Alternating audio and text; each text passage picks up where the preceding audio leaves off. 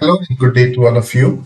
So in this video lecture, we are going to learn about why we apply machine learning and what are the advantages of the machine learning and how our machine learning algorithms can be improved with the experience and also the data. So let's start over. So starting from the beginning of the lecture, it's why we need to apply machine learning. So the machine learning has a wide range of application that helps to the first of all cut the cost, and the second thing is minimize the risk, because there's a lot of decision you have to make based on different type of data, but human brain cannot recognize these type of risk. So you just give the information to the machine, then you can get the output of the machine and also enhance the overall quality of the life. So sometimes you have to take decision on the life quality, then you can use machine learning algorithms to give these type of enhancement of the overall quality of the life. And also these include the suggestion of the products or the services. Let's say if you're going to buy any type of product, so you have to define, because the human brain can remember sometimes some facts, but the other facts you can forget. So the machine learning can include all the facts and figures. It's like a filter.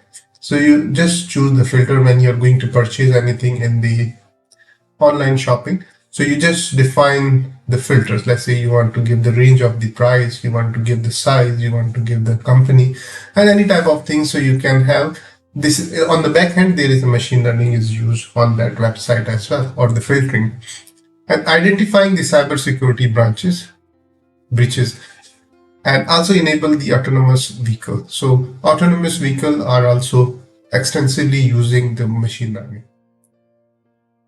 This actually we are going to solve a problem using the machine learning. So we have actually the prediction is we have to find out the resale value. So what are the two factors? One of the factor is the mileage, and another factor is the vehicle age. So let's say if you're going to the market and you want to buy a car, your target is either the mileage and the vehicle age. So let's say if the mileage of your car you are going to buy, or you are going to do the prediction of the resale value. So if you say that the mileage is less than 150,000 kilometer, then if yes, the vehicle age is also matters, because you are not looking only the one factor, but the another factor. So let's say the mileage is less than 150,000 kilometer. If yes, you are also going to look at the vehicle age. So let's say if it is less than 10 years, if it is yes, then you have the prediction value is very high. But in that case, let's say the mileage is 150,000 kilometer or less, but the vehicle age is not less than 10 years, then your prediction value, resale value will be low. And another case, let's say the mileage is 150,000 kilometer. There is no 150,000 kilometer, but the age of the vehicle is greater than 10 years. Then if it is yes, then you have no. But if the age is less than 10 years and even the mileage is even high, so the prediction value will be high. So in this, actually the summary is that you have two prediction. Either you're looking at the mileage or the age of the car. So let's say if your mileage is high but age is less, then you will go for that because the prediction will be high. And another case, if your mileage is less but the age is high, then your prediction will be low. So that is actually the summary. If the mileage is 150 kilometer and the vehicle age is greater than 10 years, then the resale value is low. The rule 2, we will define if the mileage is less than 150,000 kilometer and the vehicle age is less than 10 years, then the value of resale is high. So the third rule is again other way around, and also the fourth rule similarly, which we have defined in the previous one. So what are the more factors you can include in your machine learning algorithm? So the first of all, we have just choose the vehicle mileage and also the age of the vehicle. Then again, you can choose color, make, and the models, transmission mode like automatic or manual. Then you have to define the number of doors, horsepower, fuel types, and further any rules you can define into the machine learning, and it will improve your prediction as well. And also you can devise a set of rules to make this prediction.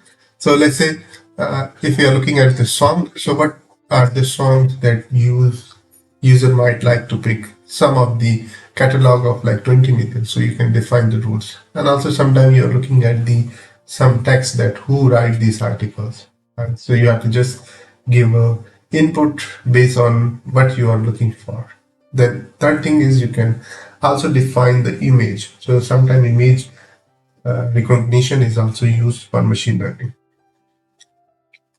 So there are three stages of the data scientist which try to build the machine learning algorithms. So the first stage is you have to collect and prepare the data. So let's say you come up with the different type of data. In case of car, you have like the mileage, the age, and everything you will put into the spreadsheet, and that is actually called the data. The second stage is experiment with the different machine learning algorithms to build the best one. So you have the data, so you use machine learning algorithms, and based on the machine learning algorithm, you will come up with the machine learning model. Then finally, you can use this model and the data to get the result. So you have the input parameters, you have the machine learning model, and also you can use this model to predict your output. So the data is actually given not only the one form, so there are multi-form as we discussed. So it can be in tabular form. So you have different type of data, like one data set, second, third, and so on. So you give all input this data set into your model, then you will get the output prediction. So this is the way actually the machine learning work.